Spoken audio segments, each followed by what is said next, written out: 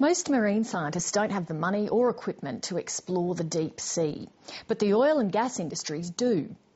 In a novel collaboration, oil and gas have been sharing their high-tech undersea exploration equipment with universities, and that's giving Australian marine researchers a chance to study new and rarely seen creatures of the deep.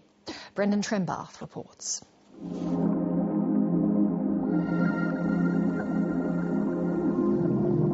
More than a kilometre under the sea, off the coast of Brazil, a rarely seen creature is caught on camera. What look like legs are actually fins. It's called a tripod fish, shadowed last year by a robot submarine. For a few years now, international oil and gas companies have been lending deep-sea subs to marine scientists such as David Booth, with amazing results. A lot of these remote operated vehicles have a downtime, so maybe 90% of the time the skilled crew and the thing itself is just sitting there, waiting to be used for discovery. The mini-submarines are built tough to withstand intense pressure. They have powerful lights and live cameras. And their robot arms are incredibly dexterous. Well, we use the remote-operated vehicles to examine our wellheads, our pipelines and our undersea infrastructure that can be a few hundred to a few thousand metres below the sea surface.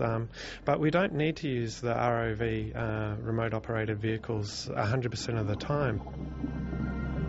These depths are known as the midnight zone, too deep for sunlight to reach. The darkness hides the sort of creatures Jules Verne could only speculate about in the 1860s, when he wrote 20,000 Leagues Under the Sea.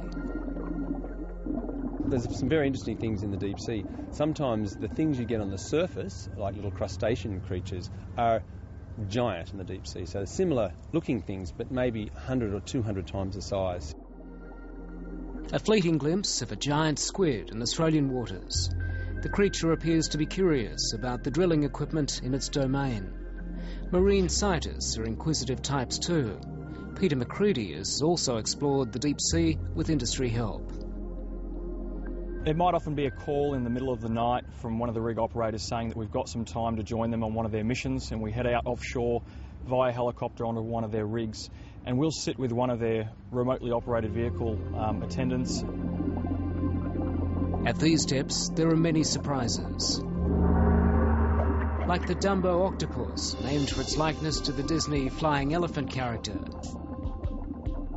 Often an ROV operator will say, "What's that?" And we say, "We don't know what it is."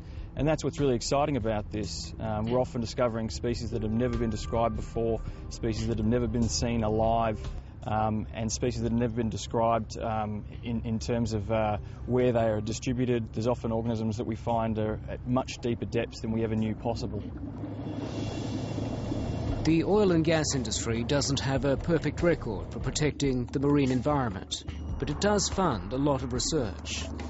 It can add a great deal to the industry's operations in terms of reducing the time it takes to gain an approval by being able to share that information across the sector.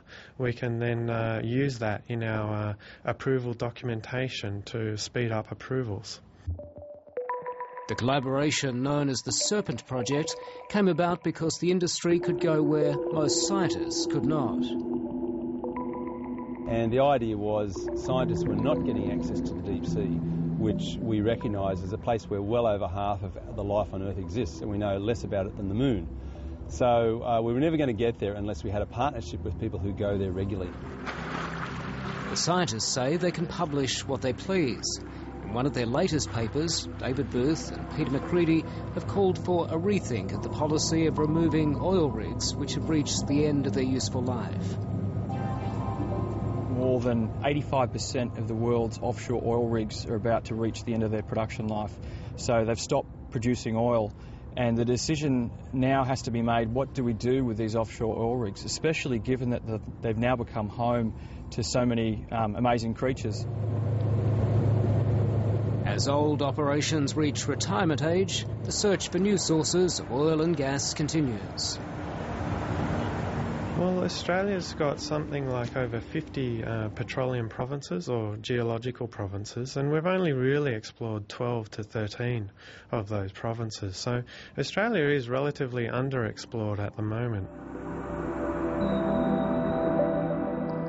There are many unknowns for the oil and gas industry and for marine scientists too. We think up to 60% of the world's biodiversity is not on the land, not even in the rainforest, but could be in the deep ocean.